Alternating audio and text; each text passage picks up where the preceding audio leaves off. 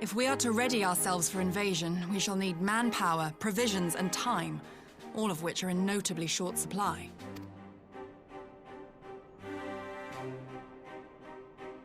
Candid as ever, Yugiri, and correct, I concede. Fortunately, I have an idea.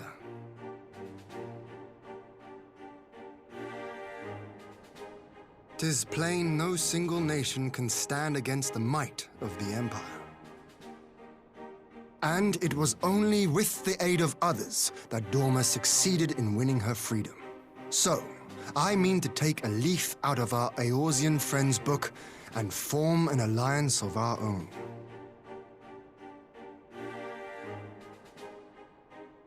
In addition to those with whom we already share an understanding, I would reach out to Hingashi and Suinosato, and further afield to the myriad peoples of Nangsha and Dalmasca. I am under no illusion. Not all will answer the call. Yet disparate though we may be, we are united in our desire for freedom. If our neighbors could be made to see what is at stake, Asian machinations and all, cooperation need not be so far-fetched a notion.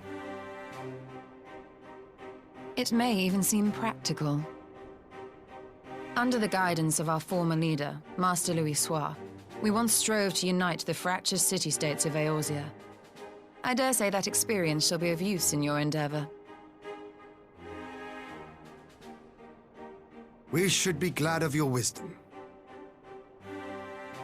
For the record, I would have been in favor of this plan even if it hadn't been my grandfather's, but I have to ask, how will we secure the time to carry it out? Not that anyone has forgotten, but the Garleans have airships. Lots and lots of airships. Should they catch wind of our plan, they could send an armada to overwhelm us before our alliance had even begun to take shape. Not if we deny them access to the skies.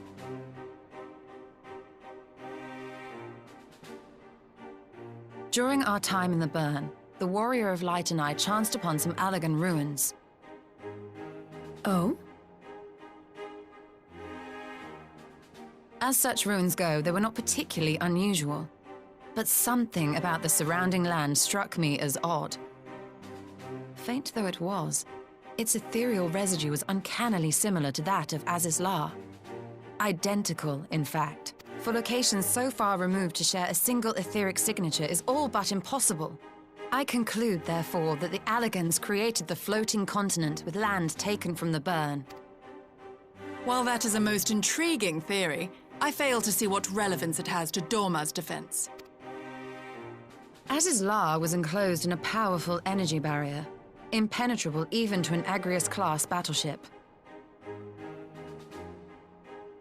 It occurred to me that those ruins may have enjoyed similar protection. I have no proof, but the Warrior of Light did report seeing a structure resembling other known Allagan field generate.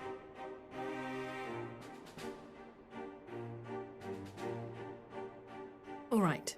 But even if we could put up such an energy barrier, it surely wouldn't extend beyond the limits of the Burn. So what's to stop the Garleans flying around it?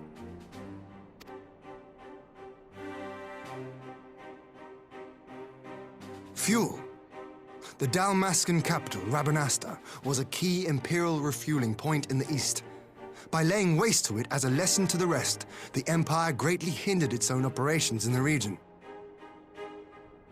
If an Imperial fleet were to advance upon Dorma, it would now have little choice but to travel, as the crow flies, over the Burn. I see.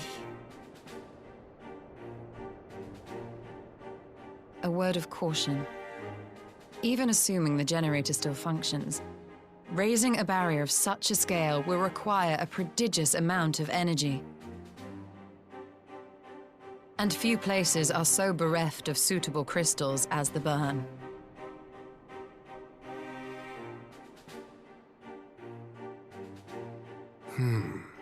A source of energy. Tell me, did the Allagans make a habit of launching things into the sky? A curious question. Besides Azizlar, I know of only one other notable instance. The Red Moon Dalamud, whose fall triggered the calamity. Just the 2 occasions, you say? Then I believe I may have a solution to our energy problem. You do? I may. To find out for sure, we would need to visit the Azim Steppe. Which would, I now see, present the perfect opportunity to discuss an alliance with the Zayla tribes. How very neat. What say you then? Shall we see whither this road leads?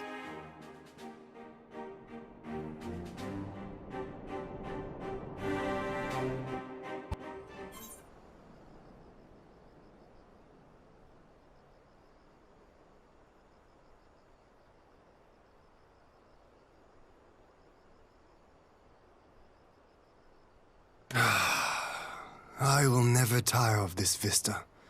The endless fields, the boundless skies. 'Tis a sight to make a man forget his cares. But not his purpose, I trust. Might this be a fitting moment to tell us what we are doing here?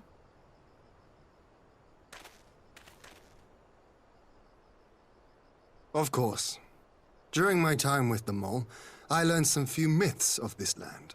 One goes thus. In the distant past, when all seemed doomed, a wayfaring soul came unto the steppe.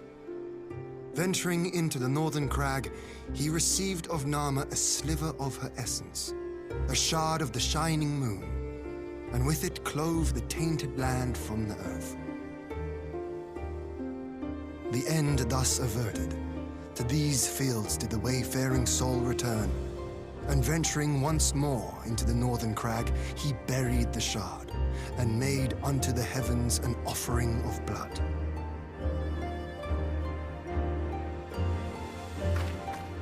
A tainted land cloven from the earth and an offering of blood to the heavens. Azizlar and Dalamud. That was my thinking, yes. And you believe that yonder mountains hide an artifact possessed of sufficient power to raise Azizlar up to the heavens? I suppose that might suffice. Worth a closer look, would you say? I would.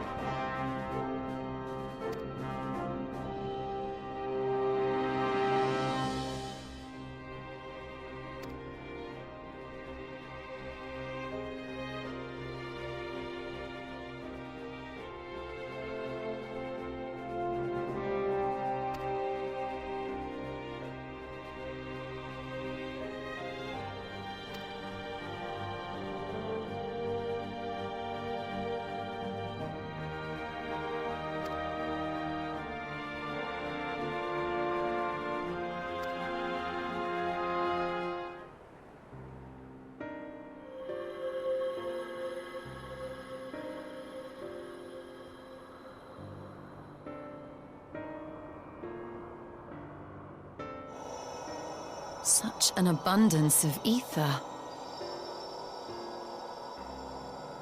Are we in luck? We are. This is an Allagan artifact, most likely built to regulate the flow of ether. I strongly suspect the ancients used it to stem the flow from here to the burn. That would explain how they were able to untether what became Azys La from its surroundings.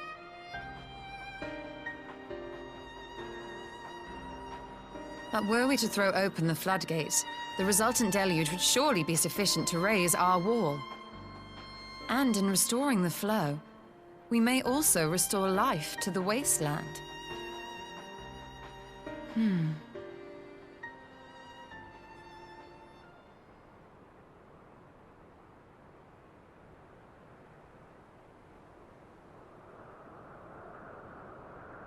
What is it? While the device itself harbors a surfeit of ether, the opposite is true of the surrounding area.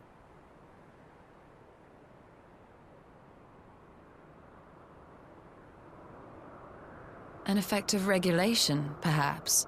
A similar phenomenon seemed to be occurring in Doma.